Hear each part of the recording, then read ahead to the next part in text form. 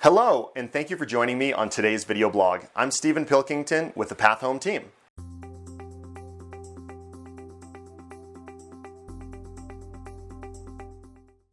So winter is coming, part 2.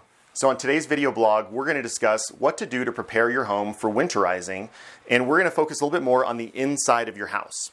So we already got the outside done, so now what do you do on the inside? We ended on the outside with covering over your air conditioner unit or your evaporative cooler, swamp cooler. So it's a really good idea to start on your furnace. If you have a furnace, a forced air unit, or if you have a boiler, make sure to service it at the beginning of the season. And the sooner you can do that, including swapping out those air filters, and if you speak to different furnace people, most of them are going to recommend that you actually have an air filter that's more like the ones that you replace every month, instead of those really strong HEPA ones that they protect you from every single environmental pollutant you can, but it actually causes your furnace to strain a lot and it really reduces the airflow. So going into winter months when pollen's not as much of an issue, ideally all the fires that have been out there and the smoke is dissipated, go ahead and swap that furnace filter out for one that is a little bit thinner that you swap out on a monthly basis, knowing that you're about to be running your furnace a lot, assuming we actually have a pretty cold winter, which we're supposed to have. So service that furnace sooner than later. The next thing is look around at your windows. If you, the next time you have a cold night, go around and feel your windows. Is there any air coming in off of those? And does that mean that you could potentially need some caulking to be done? Does that mean you could add some new weather stripping?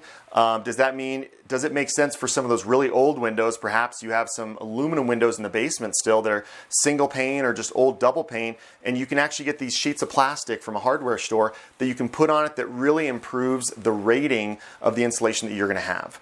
Another thing that I see clients do is I'll actually see some clients swap out curtains and to go from a more sheer curtain in the summertime to have a curtain that has a little bit more of a R value, a little bit more of an insulation in the wintertime to help prevent all that cold air from coming in on the windows. Finally, you can always replace your windows, which is an investment that pays off over time, but it's not a short-term return on that investment. So just be careful when doing that if you're considering selling in the near future.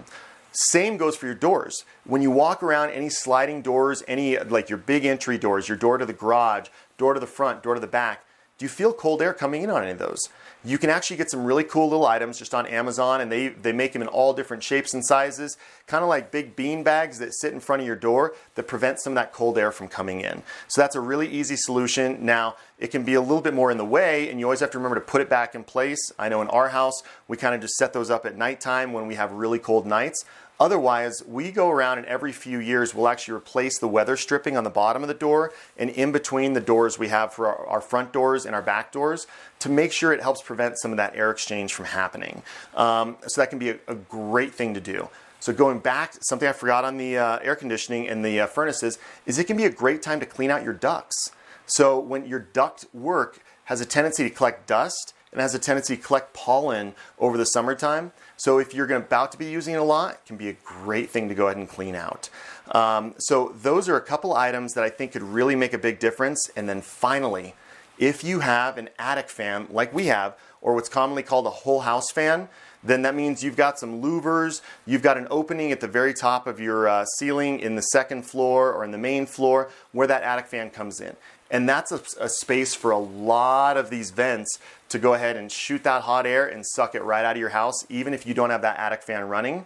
So they make some great insulated covers that you can put in the attic fan. There's magnetic ones that go on the bottom of it, and there's ones that you can put in your attic that'll go ahead and prevent some of that air from flowing out, so that you can go ahead and make sure to keep the hot air in your house. And oh yeah, I remember one other one that I want to share.